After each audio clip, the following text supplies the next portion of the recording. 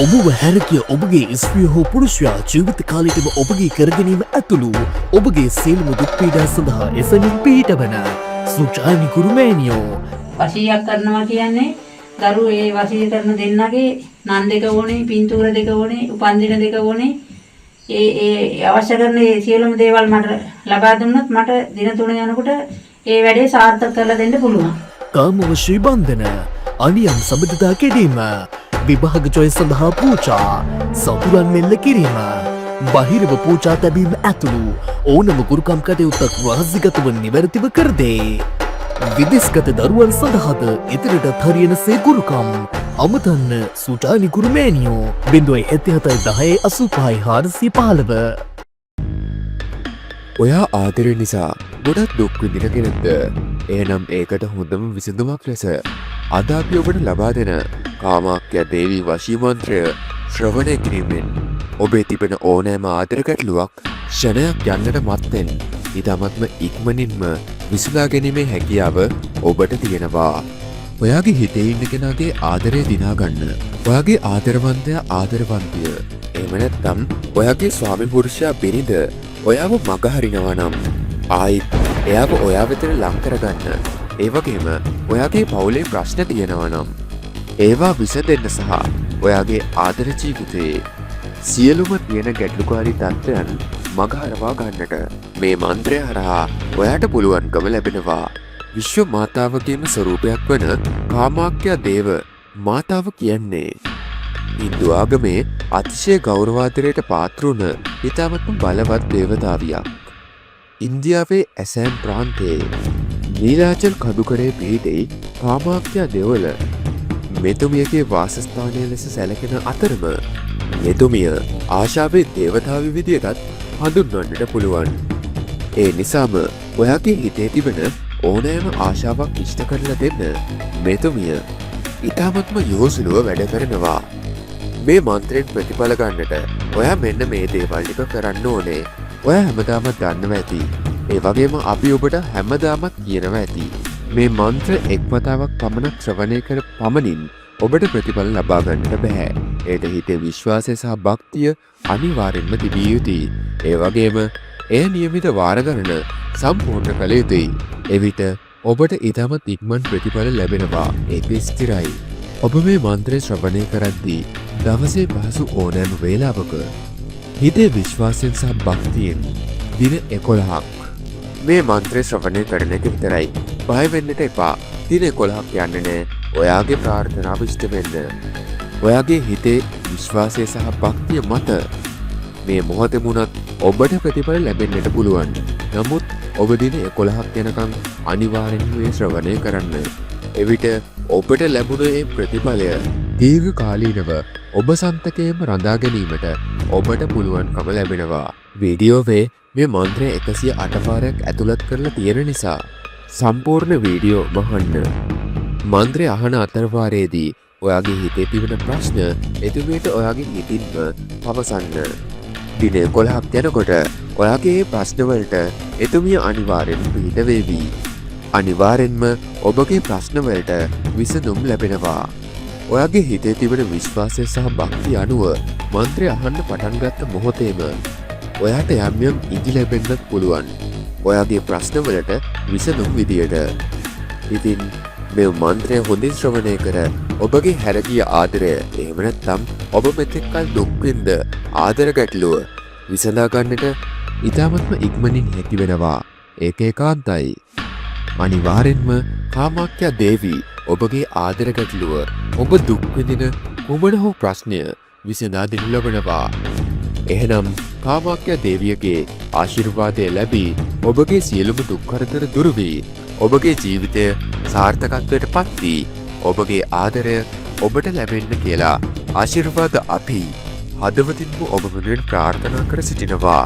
ඒ වගේම කාමාක්‍ය දේවියගේ පිහිට ආරක්ෂාව ඇල්ම බැල්ම ඔබ වෙත නොමදව ලැබේවා.